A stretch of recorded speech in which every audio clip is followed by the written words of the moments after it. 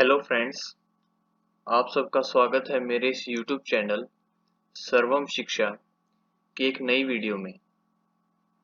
इस वीडियो में हम बात करेंगे केवीपीवाई एग्ज़ाम जो कि आप सबका 31 जनवरी को होने वाला है।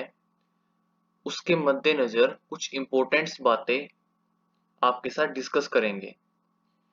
ये जो की पॉइंट्स मैं यहाँ पर डिस्कस करूँगा, ये ना केवल केवीपीवाई एग्ज़ाम बल्कि और भी जो एग्जाम्स जैसे जो आजकल ऑनलाइन होते हैं, JEE exam, BITSAT, VIT, ICR, IISER exams, उन सभी पर लागू होंगे और आपको बहुत ही बेनिफिशियल लगेंगे। तो चलिए बिना टाइम वेस्ट करे स्टार्ट करते हैं हमारे फर्स्ट पॉइंट के साथ, जो कि है कि calculator is available, don't forget. ये जो पॉइंट है ये है केवीपीवाई एग्जाम का। मतलब केवीपीवाई एग्जाम जो आपका होगा उसमें आपके पास स्क्रीन पर कैलकुलेटर अवेलेबल होगा। पर क्या होता है, कुछ बच्चे इस एग्जाम के साथ इतना फेमिलियर नहीं होते, तो वो भूल जाते हैं कि एग्जाम में कैलकुलेटर भी है और पूरा एग्जाम वो कैलकुलेशन ही करते रहते हैं रफ पेजेस पर। तो ऐसा आप ना करिए, ये मेरा आपको सजेशन है। जैसे ही आपका ये यहाँ पर ऐसा इंटरफेस दिखेगा आपको स्क्रीन पर, इसके अंदर यहाँ पर जो ये येलो कलर का एक कैलकुलेटर का आइकन बना हुआ है, जैसे ही आप इस पर क्लिक करेंगे तो आपके पास कैलकुलेटर ओपन होगा कुछ इस तरह का। ये जो सेकंड पॉइंट में मैंने बताया है कि be familiar with the calculator, मतलब आप उसके साथ थोड़ा टाइम स्पेंड करिए कैलकुलेटर के साथ, एग्जाम से पहले उसको यूज करना सीखिए। इस तरह का एक साइंटिफिक कैलकुलेटर, मतलब इसमें high level calculation, arithmetic operations भी आप कर सकते हैं, जैसे log e to the power x, under root, sine and trigonometric inverse, सभी टाइप के। तो इस तरह का जैसे आप यहाँ से क्लिक करेंगे तो ये ओपन हो जाएगा। इसको अगर आपको कैसे यूज करना है तो यहाँ पर हेल्प पर क्लिक करके आप देख सकते हैं। ये सब मॉक टेस्ट में भी दिया हुआ है, जिसके ऊपर पहले मैंने एक वीडियो भी बनाई थी। तो आप इसको एक बार पहले से यूज करके देख लीजिए ताकि एग्जाम के टाइम पर आपका टाइम वेस्ट होने से बचे और साथ ही आपका फोकस केवल एग्जाम के क्वेश्चंस सोल्व करने पर ही रहे। उसके बाद जो थर्ड पॉइंट हमारे सामने निकल कर आता है वो है कि जो ऐसे कैटेगरी के स्टूडेंट्स हैं, यानी जो अब 11th क्लास में पढ़ रहे हैं, उनके लिए सभी क्वेश्चंस कंपलसरी हैं। कंपलसरी का मतलब उनके अगर वो 4 के 4 sections math, bio, physics, chemistry attempt करके आएंगे तो उनके सभी के मार्क्स काउंट होंगे। लेकिन ऐसा एसबी और एसएक्स के साथ नहीं होता। उनको केवल एक सब्जेक्ट चूज करना होता है, मैथ और अपने बायोलॉजी में से। हाँ, लेकिन वो अटेम्प्ट सारे कर सकते हैं, पर उनके लगेंगे बेस्ट में से ही। लेकिन ऐसे वालों के लिए ऐसा नहीं है, वो अटेम्प्ट भी कर सकते हैं। तो इसलिए आप उन क्वेश्चन को स्किप ना करिए। अगर मान लो कोई है पीसीएम का बच्चा और वो अटेम्प्ट करता है बायो का भी, तो उसके लिए एक तरह से बेनिफिट ही है। अगर आप ऐसा सोचोगे कि मेरे को तो बायो आती नहीं या मैंने बायो पढ़ी ही नहीं, तो ऐसा नहीं है, क्योंकि मोस्ट ऑफ द क्वेश्चंस जो केवीपीवाई के ऐसे स्ट्रीम में आते हैं, वो कुछ क्वेश्चंस ऐसे भी होते हैं जो 10th लेवल के भी होते हैं और वो आप आसानी से सोल्व कर सकते हैं। तो एक बार सारे क्वेश्चंस में से गो थ्रू कर लीजिएगा एग्जाम के टाइम पे। तो ये हमारा यहाँ पर थर्ड पॉइंट कवर होगा। और फोर्थ पॉइंट जो मैं आपके साथ डिस्कस करता हूँ वो है कि S X and S B के लिए ये एक्स्ट्रा बेनिफिट नहीं है। यहाँ पर ये जो मैंने स्क्रीनशॉट लिया हुआ है, ये एक FAQ है, KVPY की साइट से मैंने ये लिया है। इसमें दिया गया है कि जो आपका पार्ट 1 होगा उसमें 4 सब्जेक्ट्स होंगे और ये पार्ट 2 होगा उसमें 4 होंगे। लेकिन जो SB एंड SX है, उनके जो पार्ट 1 होगा उसमें से बेस्ट 3, पार्ट 2 में से बेस्ट 2 ये कंसीडर होंगे। तो आप उन्हीं को सोल्व करिए जो आपका बेस्ट है, जो आपका मेन है, समझ सकते हैं आप। लेकिन ऐसे वाले सारे कर सकते हैं। अब फिफ्थ पॉइंट जो है वो है रफ शीट्स के ऊपर। रफ शीट्स आपको वाइजली यूज करनी है, अपने माइंड को यूज करके आप उसको यूटिलाइज करें वाइजली इस टाइप से कि जैसे मान लो आपको रफ शीट्स दी गई हैं तो आप उनको ज्यादा रफ न कंसीडर करें। मतलब कि जो भी उसमें काम हो वो पूरा सिस्टमेटिक हो। मान लो आपने कोई क्वेश्चन सोल्व करना स्टार्ट करा, आपका वो हाफ क्वेश्चन सोल्व हो गया, लास्ट में आपका आंसर नहीं आया, तो आप उसको छोड़कर अगले क्वेश्चन पर जाओगे।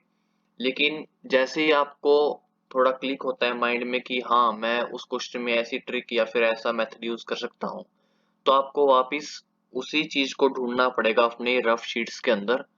और वो कई बार इतना डिफिकल्ट हो जाता है अगर आपने सारा वर्क एक तरह से ऑर्गेनाइज्ड वे में नहीं किया है, तो वो काफी डिफिकल्ट हो जाता है और आप अपने आंसर्स भी टैली नहीं कर पाते। तो इसलिए हर एक क्वेश्चन के ऊपर सोल्व करने से पहले उसका नंबर डाल दीजिए और लास्ट में कहाँ तक आपने सोल्व करा है उसको एक बॉक्स में बना लीजिए। तो ये काफी बेनिफिशियल रहता है, मैंने भी यूज करा है इस ट्रिक को। सिक्स्थ है कि our brain takes multiple task and works in background. अगर मान लो आपका क्वेश्चन कोई स्ट्राइक नहीं हो रहा, कोई क्वेश्चन अटक गया है बीच में, तो बजाय कि उस पर ही अपना सारा टाइम वेस्ट करने की बजाय आप नेक्स्ट क्वेश्चन पर जाइए। तो ऐसा नहीं है अगर आप नेक्स्ट क्वेश्चन पर चले गए तो आपका क्वेश्चन रह गया। हमारा जो माइंड है वो उस क्वेश्चन को बैकग्राउंड में सोल्व कर रहा है। ये आपने भी कभी कभार ऑब्जर्व किया होगा। और वो कुछ टाइम के बाद एकदम से क्लिक होता है कि हाँ, उस जो मैंने क्वेश्चन छोड़ दिया मैं उसमें ऐसे ट्रिक लगाऊंगा, ये चीज करूंगा, यहाँ पर ये सब्स्टिट्यूट करूंगा, तो वो सोल्व हो जाएगा। तो इसलिए कई बार क्वेश्चन को स्किप कर देना नहीं होता। सेवंथ है कि fear is natural before exam, so don't panic. जो फियर है एग्जाम से पहले, जो एंजाइटी है, वो नेचुरल है और सारे बच्चों के अंदर है जितने ने भी केवीपीवाई अप्लाई करा है। तो इस पर इतना फोकस न करते हुए आप सिंपल अपने वर्क पर फोकस कीजिए। ये थॉट अपने माइंड में रखिए कि मुझे अपना एग्जाम में 100% देना है। एट्थ पॉइंट जो मैं आपके साथ डिस्कस करना चाहता हूँ, इम्पोर्टेंट पॉइंट, ये है कि कई बार जो एग्जाम पैटर्न होता है उसमें कुछ चेंज भी हो जाता है, लेकिन उसके चांसेस बहुत कम है। लेकिन हाँ, कई बार हो जाता है, हम इसके ऊपर रिस्क नहीं ले सकते। तो इसलिए जो एग्जाम से पहले इंस्ट्रक्शंस आती हैं हमारे स्क्रीन पर, उन पर अक्सर बच्चे इतना ध्यान नहीं देते। वो सोचते हैं कि जो हमें एग्जाम से पहले हमें ऑनलाइन से पता चला है, नेट से पता चला है, तो वही होगा इस बार भी। लेकिन कई बार 0.001% वो चेंज हो जाता है। और वो जो चेंज है वो हमें वहीं से पता लगता है, एग्जाम के पहले जो हमारे पास इंस्ट्रक्शंस आती हैं। नाइन्थ पॉइंट पर चलते हुए हमें ये पता चलेगा कि don't confuse between save and submit button, this point save your exam. आप इस पॉइंट को थोड़ा गौर दे के समझिए कि जैसे ही आपकी स्क्रीन में दिखाई हुई है, ऐसा ही आपका एग्जामिनेशन का इंटरफेस होगा। और इसमें एक है सेव एंड नेक्स्ट बटन। ये रहा सेव एंड नेक्स्ट बटन। ये आपको कब यूज करना है? जैसे मान लो यहाँ पे मैंने स्टेटमेंट देखी, रफ शीट पे मैंने सॉल्व करा और ए बी सी में से मान लो मेरा बी आंसर आया, बी को मैंने मार्क कर दिया। उसके मार्क करने के बाद ये सेव एंड नेक्स्ट पर क्लिक करना है, तभी वो ऑप्शन कंप्यूटर अपने अंदर सेव करेगा, अपने सर्वर के अंदर सेव करेगा। और जैसे मान लो ये क्वेश्चन नंबर 1 है और सेव करने के बाद ये क्वेश्चन नंबर 1 का कलर हो जाएगा ग्रीन और यहाँ पर आंसर्ड में 0 की जगह आ जाएगा 1। ठीक है। और जो ये सबमिट बटन है, ये सबमिट बटन आपके यूज में इतना नहीं आएगा। ये सिर्फ पूरे एग्जाम को सबमिट करने के लिए, ना कि सिर्फ एक क्वेश्चन को सबमिट करने के लिए। कई बार बच्चे क्या गलती करते हैं, वो इस बटन को ही दबा देते हैं, तो वो तो मूर्खता है ना।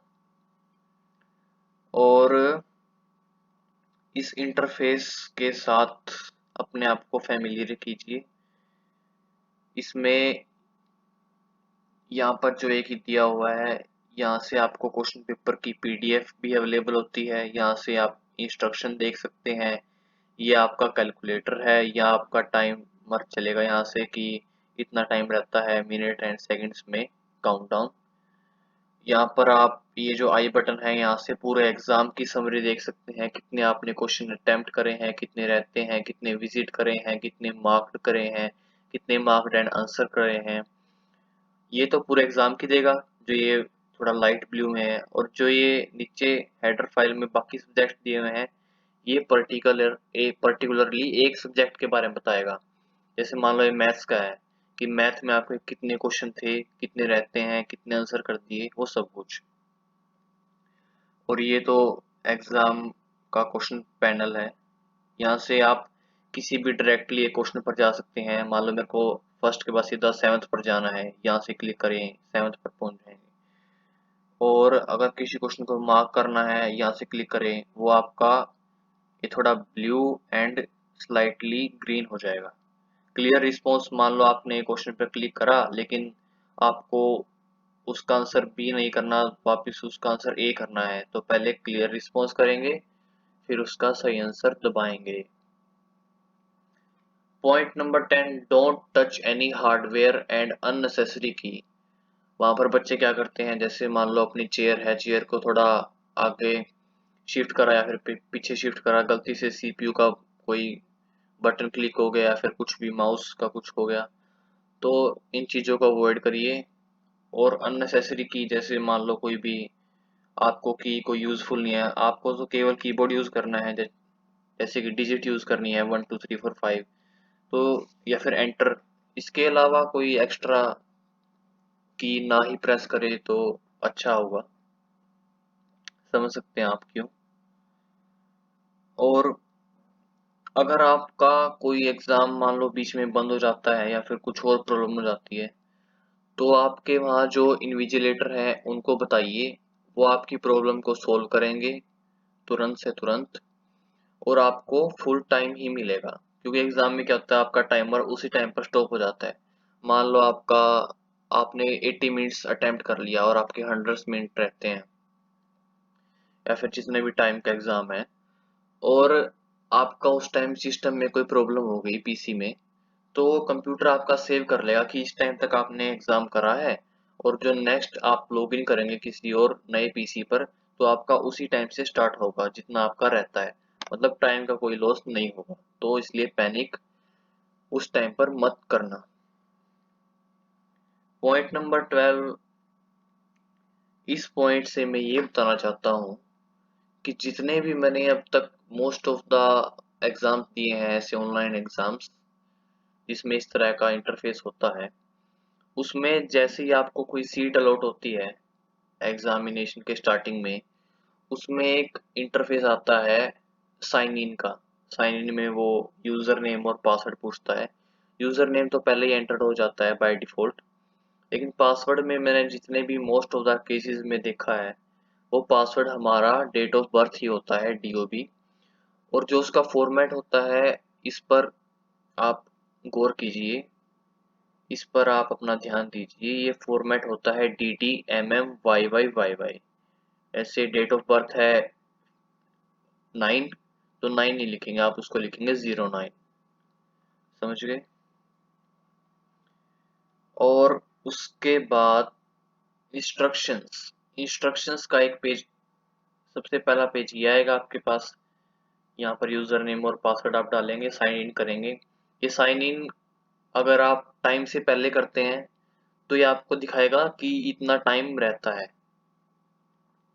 वैसे आपको साइन इन नहीं करना है जब तक आपको इंस्ट्रक्शन मिले।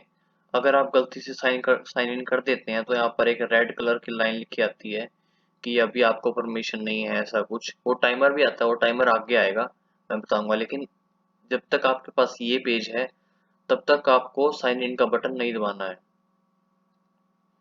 और इस पेज में यहाँ पर आप डीओबी फिल करेंगे, और यहाँ पर यूजर नेम पहले ही फिल होगा, और इसको फिल करके आराम से वेट करना है इंस्ट्रक्शंस का। जैसे ही आपको इंस्ट्रक्शन आती है साइन इन की, आप यहाँ पर साइन इन पर क्लिक करेंगे। उसके बाद जो नया पेज ओपन होगा वो होगा कुछ इस तरह का। इससे पहले जो मैं एक बात आपको बता देना चाहता हूँ कि जो एग्जाम का आपको ये स्क्रीन दिखेगी, इसमें यहाँ पर आपकी फोटोग्राफ होगी, यहाँ पर आपका नाम होगा, यहाँ पर आपका सिस्टम नंबर होगा, यहाँ पर आपका वो होगा कि जैसे KVPY एग्जाम 2021 ऐसा कुछ लिखा होगा। और ये तो आपका यहाँ पर आपको डाटा फिल करना है और साइन इन करना है।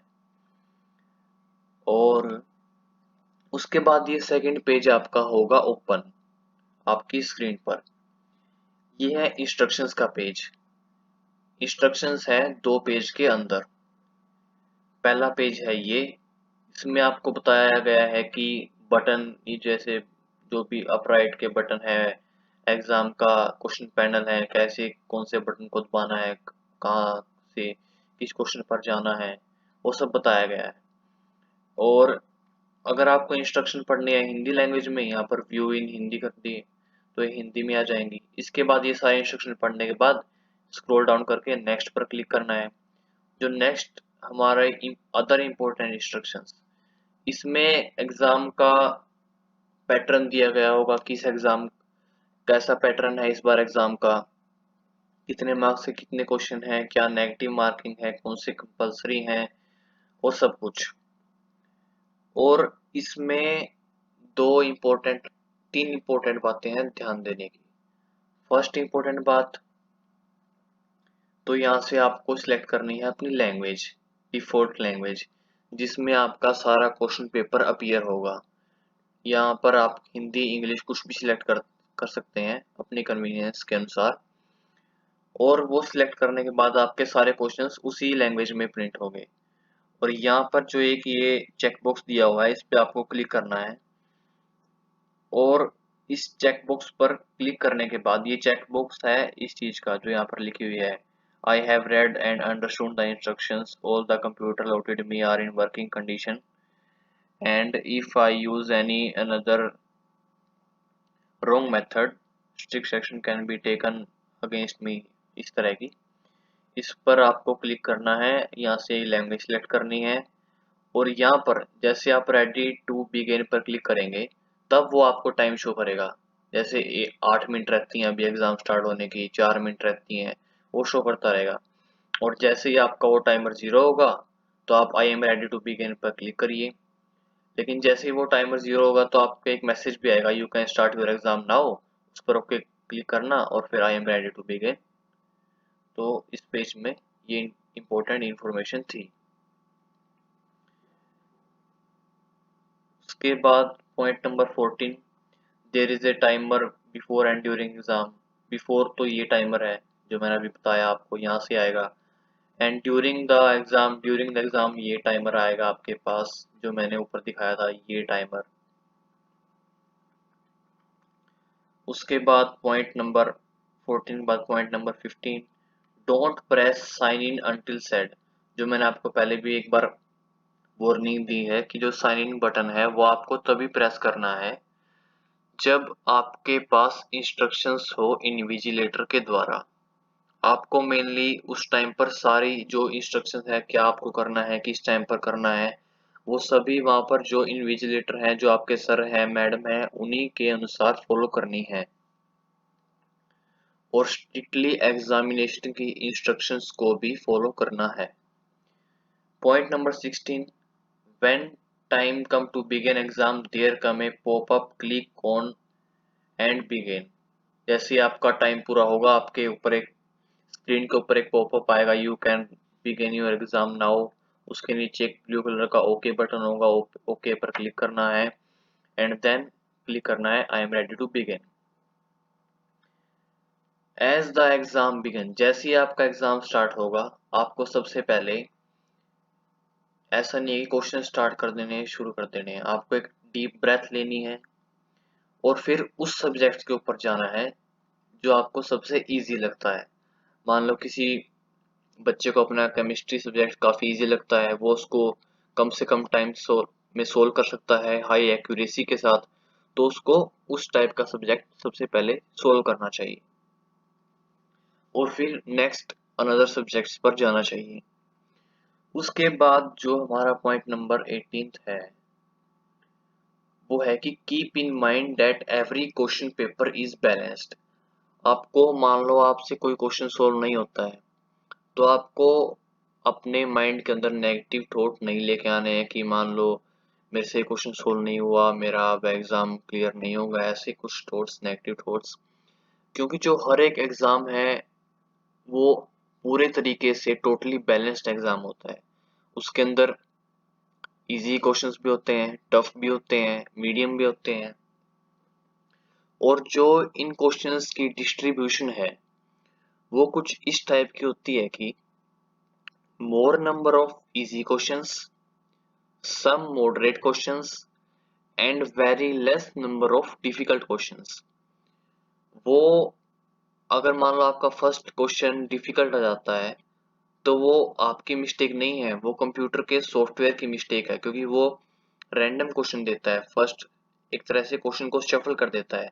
तो आपको उन क्वेश्चंस को ढूंढना है जो